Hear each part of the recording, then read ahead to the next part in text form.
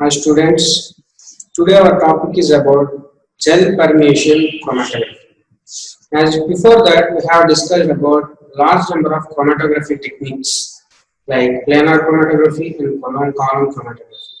We have discussed a different planar chromatography like paper chromatography and thin layer chromatography, and we are going to that another type of column chromatography called column chromatography. The column chromatography one is gel permeation chromatography. Before we have discussed another topic known as ion exchange chromatography, which is also a column chromatography, but the principle involved in column chromatography is different. For example, just like in paper and thin layer, there is a differentiation of partition coefficient and absorption coefficient.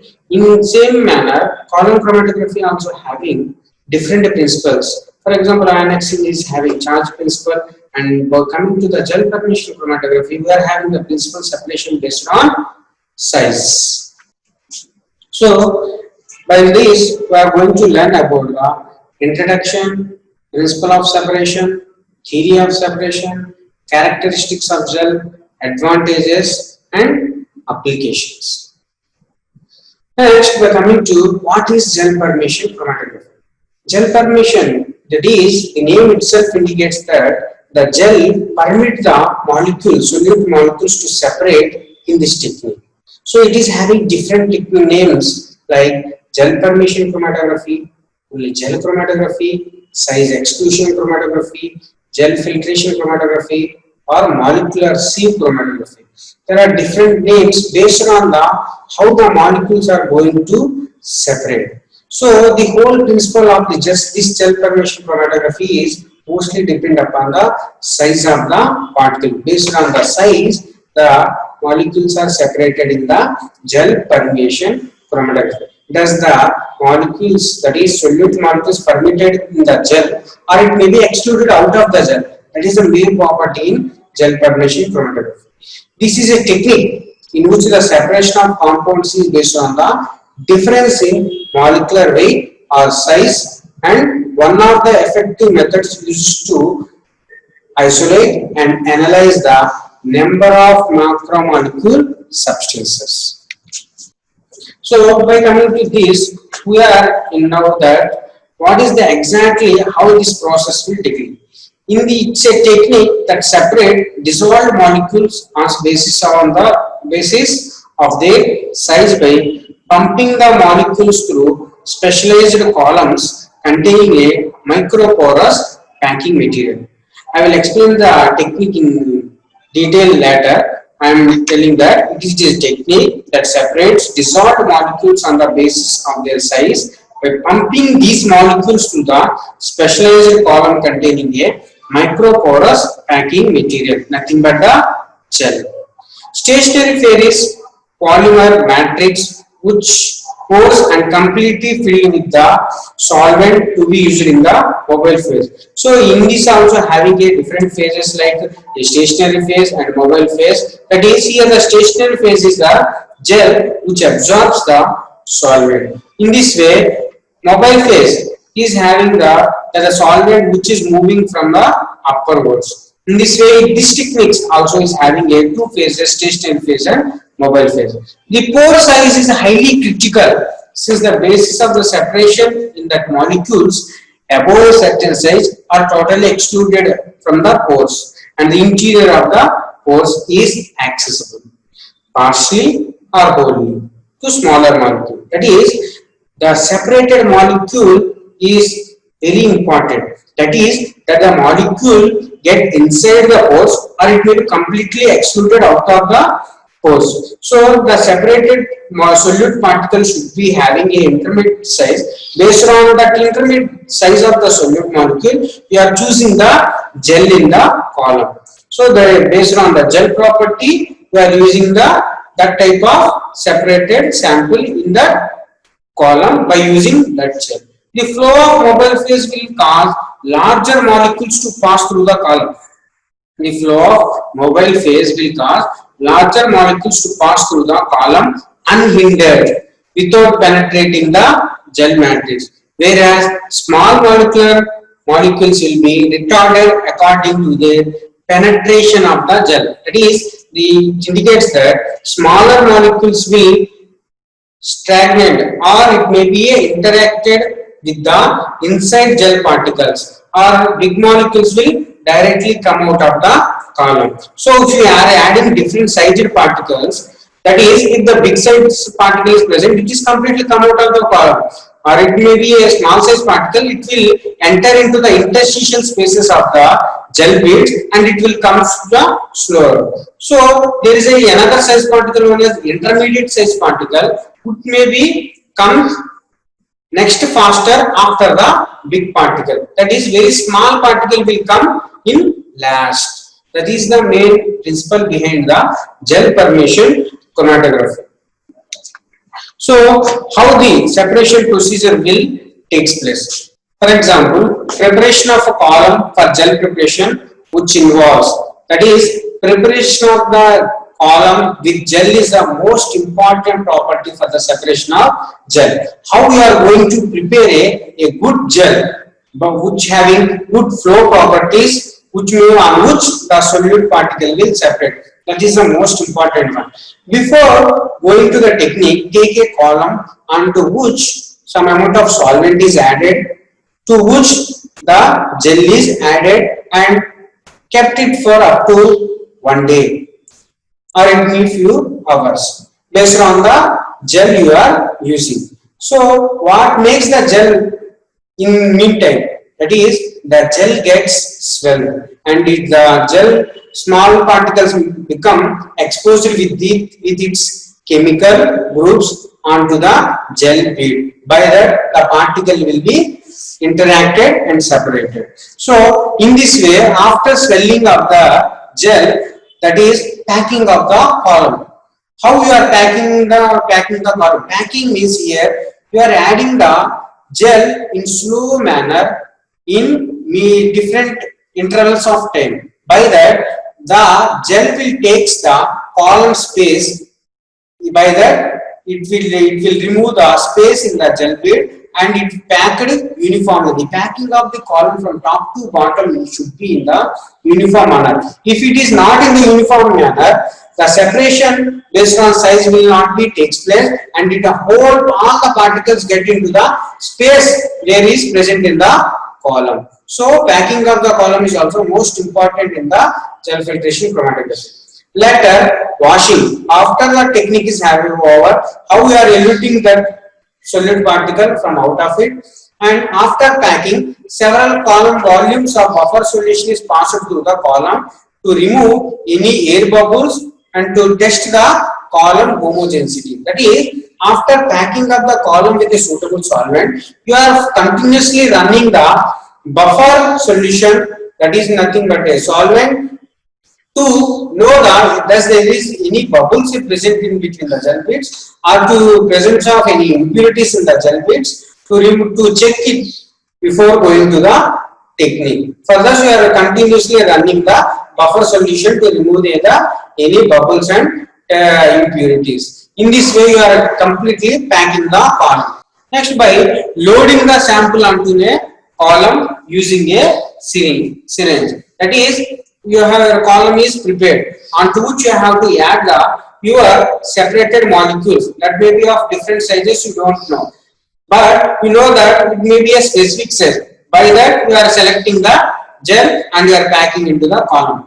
The sample is loaded on the top layer of the column where your gel is packed by using a syringe. After a few time, the particles are come out of the column based on its size. The big particles will come faster and slow particles will come later. Based on this, you are separating the molecules based on its size. And third one, by coming to the eluting the sample and detection of compounds. The samples are eluted, that is, their continuous step shifts are running at bottom of the column. They continuously, and for example, if the bigger particle is on the 10th test tube, later the intermediate size particle is at the 40th test tube. Based on the effluent volume between the gel and the interaction with the sample, the particle will separate it.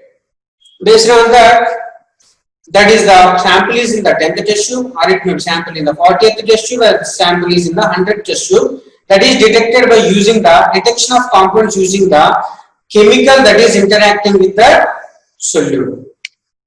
So this is a mathematical relation about what is the molecules of different sizes we are going to separate. Here V equal to V naught plus Kd into Va. VE means effluent volume, that is volume coming out of the column. VO is the volume of the outer solvent. Outer solvent means you are packing the gel in a column with a suitable solvent. That is, after absorbing the solvent with the gel, there is the remaining solvent present in the column. That is called as outer solvent. Next, we are coming to the Kd. Kd means distribution coefficient of a solute particle between inner and outer solvent. That is, inside the gel bead there is some amount of solvent. Outside the gel bead there is some amount of solvent. How the molecule is distributed between these two inner and outer solvents is nothing but the Kd. Next, Vi means the volume of solvent inside the gel. That is, during the column packing, we are taking that some amount of gel is absorbed by some amount of solvent is absorbed by the gel.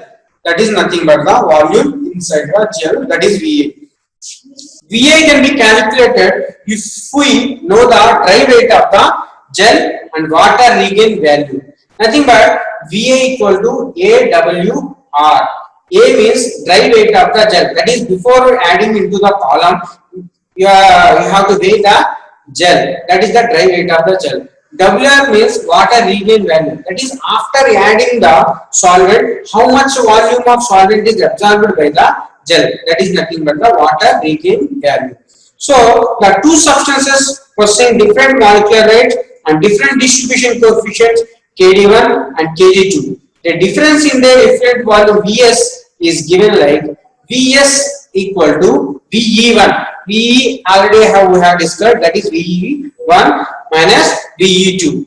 That is, Ve1 is considered as Vo plus Kd1 into Va minus Vo plus Kd2 into Va. So Vs can be written as Kd1 minus Kd2 whole Va. In this way, we are calculating the distribution coefficient of the solute particle in the inside and outer solvents that is interacting with the gel. So Vs is the difference in the effluent volume. Ve is numerical value depend upon the size of the column. In this way, every molecule is having its own Kd values. The Kd value should not be 0. If the Kd value is 0, if you are putting the molecule, it will completely immediately comes out of the column.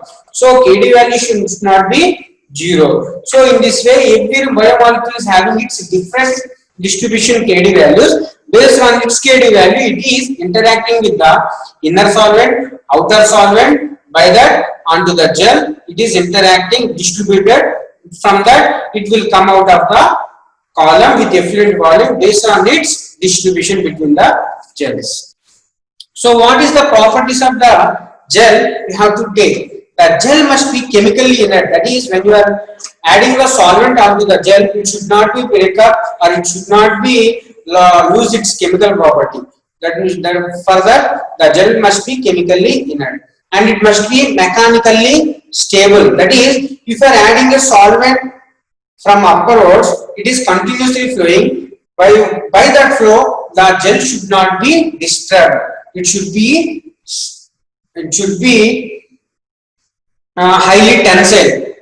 By that, it should be mechanically stable. It has to be carefully formed and reproducible porous structure. So during the adding of the solvent and separation, it should not lose its porous structure. If it loses its porous structure, the molecules that should be interacted will also be come out of the column. So it must contain fairly uniform particular size.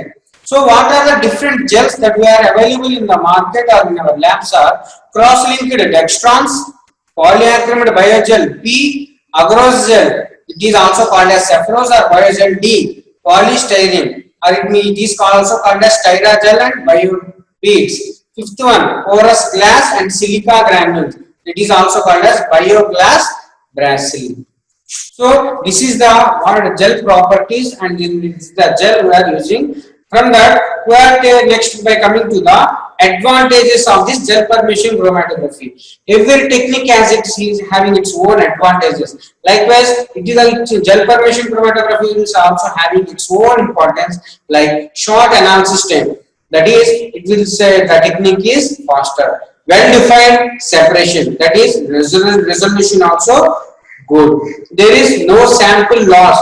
So sample is not completely effluented. It should be on the top of the column, and the separation is based on its size. Same amount of mobile phase is required. Next, the flow rate can be set. That is, during this time you have to set the flow rate like this time to this time. You have the sample should be go 500 ml only. This time to this time, the sample flow should be 1000 ml. In this way, your flow rate can be set. Next, what are the applications of gel permeation chromatography? It is mostly used for proteins fractionation, that is protein purification, molecular weight determination of the compounds, separation of sugars, proteins, peptides, rubbers, and others on the basis of their size. You have to know that this separation based only on the size of the particle. Size of the particle is directly in proportion to the molecular weight of the particle. So some amount of shape also makes a play important role in the gel permeation. By means there are different structures like globular structures, some are curved structures. The globular structure molecules come very uniformly, or some other zigzag particles will not be separated. So shape of the molecules also somewhat have their role in their separation of the gel permeation chromatography. This technique can be used to determine the quaternary structure of purified proteins. That is, how this quaternary structure of purified proteins is determined by using E of different zigzag motion particles. Thank you.